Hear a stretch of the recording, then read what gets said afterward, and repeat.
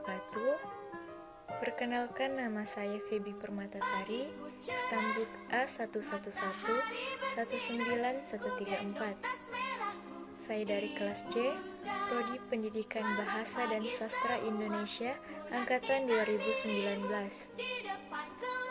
Yang terhormat Ibu Rafika MPD, selaku dosen pembimbing mata kuliah Ilmu Kealaman Dasar dan teman-teman sekalian. Pertama-tama, marilah kita panjatkan puji syukur atas kehadirat Allah Subhanahu wa Ta'ala yang telah memberikan kita nikmat dan rahmat-Nya, sehingga kita masih diberi kesempatan untuk melakukan aktivitas kita masing-masing. Tak lupa pula kita haturkan sholawat serta salam kepada junjungan kita, Nabi besar Muhammad Sallallahu Alaihi Wasallam, yang telah membawa kita dari zaman kegelapan menuju ke zaman yang terang benderang seperti saat ini. Pada kesempatan ini, saya dan teman-teman dari kelompok 2 mata kuliah Ilmu Kealaman Dasar akan menyampaikan materi presentasi yang berjudul Perkembangan dan Pengembangan Ilmu Pengetahuan Alam. Langsung saja, pengertian ilmu pengetahuan alam. Ilmu pengetahuan alam adalah sekumpulan pengetahuan yang diperoleh melalui metode tertentu. Proses pencarian ini telah diuji kebenarannya secara bersama-sama oleh beberapa ahli sains dan pemirsanya. Sains atau ilmu pengetahuan alam berusaha menjelaskan apa saja termasuk bidang kajiannya, dan untuk itu diperlukan objektivitas dan kejelasan metode. Selain itu, sains berusaha meningkatkan taraf hidup, efisiensi, dan efektivitas kerja. Sejarah sains dari zaman ke zaman membantu manusia menemukan metode dan struktur yang tepat untuk bidang kajiannya. Pengetahuan yang didapat disimpan dan diajarkan kepada generasi berikutnya, dan terus dikembangkan dari generasi dulu, sekarang, sampai generasi yang akan datang. Assalamualaikum warahmatullahi wabarakatuh. Perkenalkan, nama saya Nurul Hayati, stambuk A11191147. Baiklah, di sini saya akan melanjutkan materi dari rekan saya, yaitu perkembangan IPA. Yang ke-1, zaman purba. Sejarah perkembangan sains diawali dengan kegiatan pengamatan manusia atas peristiwa-peristiwa alam, seperti matahari yang terbit di sebelah timur dan tenggelam di sebelah barat. Dan kedua, zaman kuno. Pada zaman ini peradaban sudah maju dalam rupa kerajaan di Cina, India, Mesir, Babilonia, dan Yunan. Adanya kerajaan dan pemerintah serta rakyat menunjukkan bagaimana manusia berinteraksi dan hidup bersama. Dan ketiga, zaman Yunani kuno. Perkembangan ilmu pengetahuan berkembang pesat sekali pada zaman Yunani, disebabkan oleh kemampuan berpikir rasional dari bangsa Yunani. Pada tahap ini manusia tidak hanya menerima pengetahuan sebagaimana adanya, tetapi secara spekulatif mencoba mencari jawaban tentang asal-usul dan sebab akibat dari sesuatu. Dan keempat, zaman pertengahan. Zaman ini ditandai dengan karya para teolog yang juga bekerja di bidang ilmu pengetahuan alam. Perkembangan berpikir dan penemuan baru banyak terjadi zaman ini. Perumusan hukum alam mendasar digabungkan dengan karya para teolog menjadi warna pada zaman ini. Baiklah, hanya ini yang bisa saya dapat sampaikan.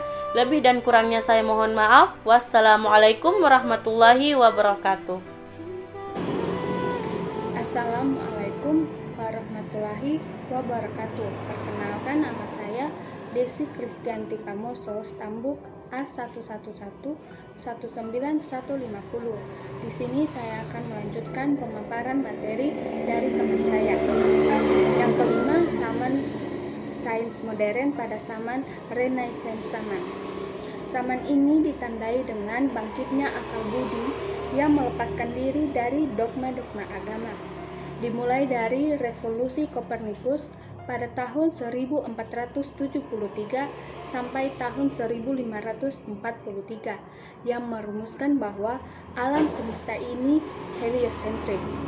Kemudian Johannes Kepler pada tahun 1571 sampai tahun 1630 merumuskan orbit benda-benda angkasa yang berupa elips. Yang keenam, saman pola pikir induksi. Saman ini ditandai dengan pola pikir induksi telah mulai digunakan sebagai landasan dalam penyelidikan ilmiah. Yang ketujuh, saman kontemporer.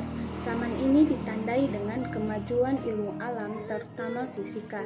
Di saman ini, manusia sudah mendapatkan hukum kekekalan materi dan energi. Yang terakhir, sains di masa depan. Sains di masa depan adalah sains digital. Karenanya manusia akan menghadapi kenyataan baru, yakni kenyataan virtual. Pesatnya laju komunikasi antara komputer besar maupun kecil, sekecil telepon genggam, membuat realitas fisika yang selama ini dipelajari dalam ilmu alam menjadi dunia yang sama sekali tidak menyentuh realitas yang akan dibicarakan di masa depan. Assalamualaikum warahmatullahi wabarakatuh. Perkenalkan, nama saya Muhammad Rifan, Stambuk A1119127. Baiklah, di sini saya akan menjelaskan mengenai ruang lingkup IPA. Ruang lingkup ilmu pengetahuan alam dapat dibagi menjadi 3 bagian utama. Yang pertama, ilmu sosial dan budaya. Ilmu sosial dan budaya membahas hubungan antar manusia sebagai makhluk sosial. Mengapa manusia dikatakan makhluk sosial? Karena kita sebagai manusia pasti membutuhkan orang lain. Artinya manusia sebagai makhluk sosial yaitu manusia yang membutuhkan orang lain dan juga lingkungan sosialnya sebagai sarana untuk bersosialisasi. Kemudian yang kedua, antropologi. Antropologi mempelajari asal-usul dan perkembangan jasmani, sosial, kebudayaan, dan tingkah laku sosial. Karena dimana kajian antropologi memperhatikan aspek sejarah dan penjelasan menyeluruh untuk menggambarkan manusia melalui pengetahuan sosial, ilmu hayati, dan juga humaniora. Kemudian yang terakhir, etnologi, yaitu cabang dari studi antropologi yang dilihat dari aspek sistem ekonomi, sosial, dan pewarisan kebudayaan, terutama keaslian budaya.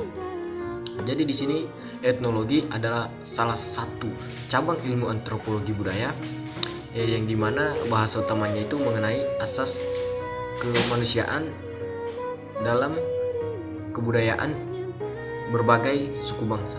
Mungkin itu bisa dapat saya sampaikan. Lebih dan kurangnya saya mohon maaf. Saya akhiri, wabillahi taufiq wal hidayah. Wassalamualaikum warahmatullahi wabarakatuh. Bismillahirrahmanirrahim. Assalamualaikum warahmatullahi wabarakatuh. Perkenalkan, nama saya Mufida, nomor Stambuk A1119107. Baiklah, terima kasih atas waktunya yang diberikan kepada saya. Pada kesempatan kali ini saya akan melanjutkan materi dari teman saya, yaitu IPA klasik.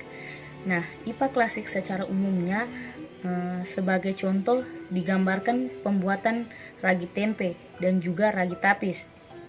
Meskipun hanya berdasarkan pengalaman petani, namun tanpa disadari petani tersebut telah berkecimpung dalam bidang mikrobiologi atau mikologi, dan tentu saja tidak lepas dari ilmu fisika yang mendasarinya.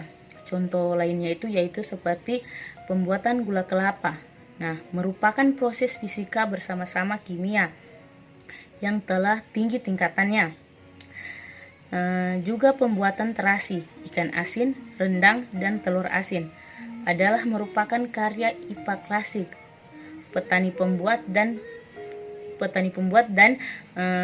pengrajin sama sekali tidak mengetahui proses yang terjadi dalam mewujudkan karya.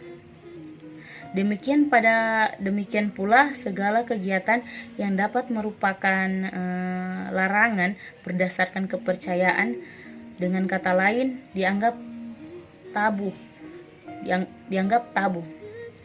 Sekian dan terima kasih. Assalamualaikum warahmatullahi wabarakatuh. Perkenalkan, nama saya Dela Vistasari, Stambuk A11191366. Baiklah, pada kesempatan kali ini saya akan melanjutkan materi yang telah dijelaskan oleh rekan saya. Baik, materi yang akan saya jelaskan di sini mengenai IPA modern. IPA modern adalah suatu ilmu pengetahuan alam di mana penekanan terhadap teori lebih baik daripada praktek. IPA modern memiliki telahan yang bersifat mikroskopik, yakni sesuatu yang bersifat detail dan berskala kecil. Selain itu, IPA modern menerapkan teori eksperimen selanjutnya. IPA modern diperoleh atas dasar penelitian dengan menggunakan metode ilmiah, disertai pengujian berulang kali, sehingga diperoleh ilmu yang mantap, baik untuk terapan atau ilmu murni. Banyak contoh kegiatan IPA modern, seperti pemanfaatan energi matahari untuk kegiatan yang berkaitan dengan listrik, untuk transportasi, industri rumah tangga, yaitu pemanfaatan forun untuk menimbulkan aliran muatan listrik. Baiklah, sekian materi yang dapat saya sampaikan. Lebih dan kurangnya saya mohon maaf. Wabillahi taufiq wal hidayah. Wassalamualaikum warahmatullahi wabarakatuh.